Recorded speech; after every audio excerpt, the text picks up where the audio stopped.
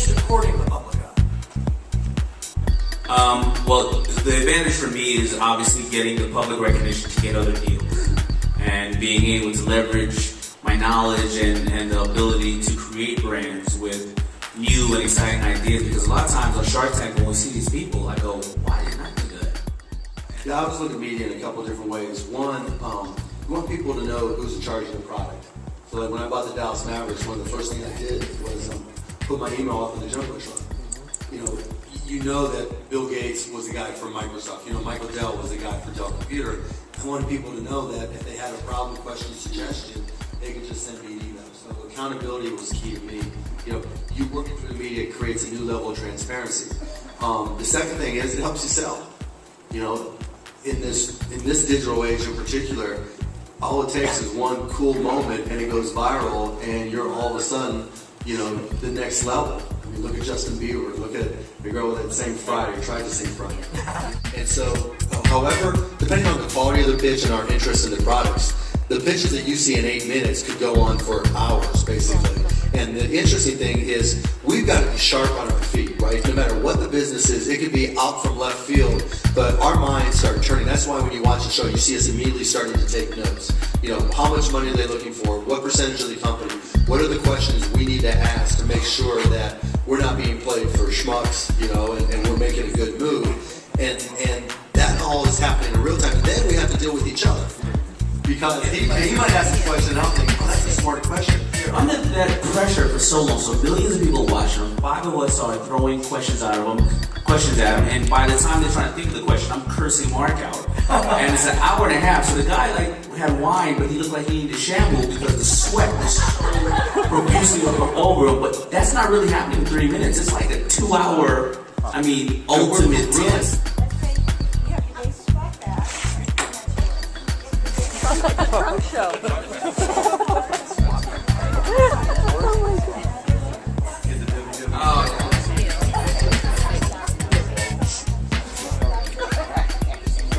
Okay. So it's basically interchangeable bags.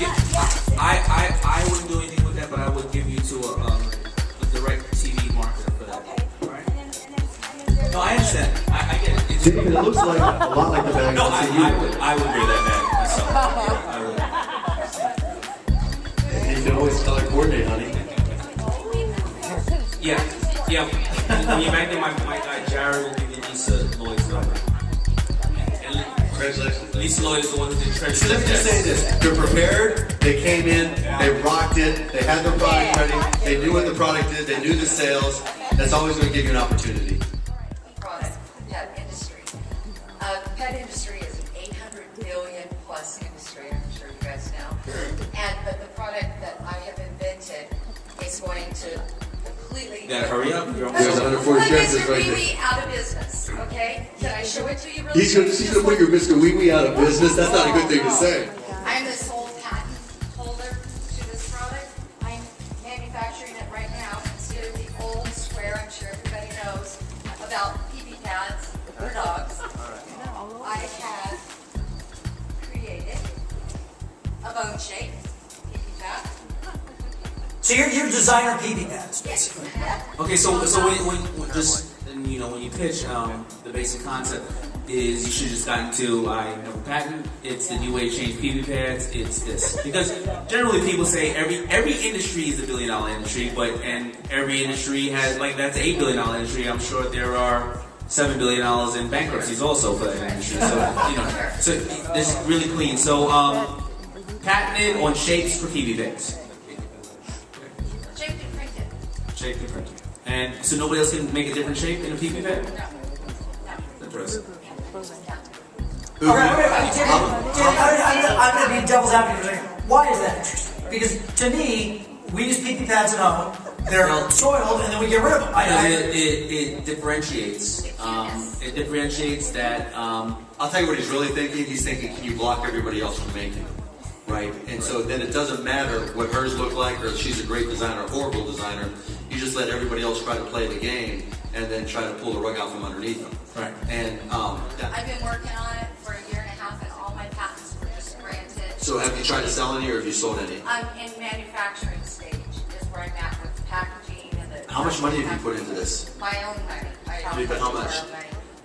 Probably about $50,000. Good for you. Have you spoken to any distributors or any pet chains or Just small pet stores that want the product. have you gone and taken orders for them yet? No, not yet. So you're going into manufacturing without having orders? Yes, I did. And how many units are you manufacturing? 150,000. Why you asking so many questions?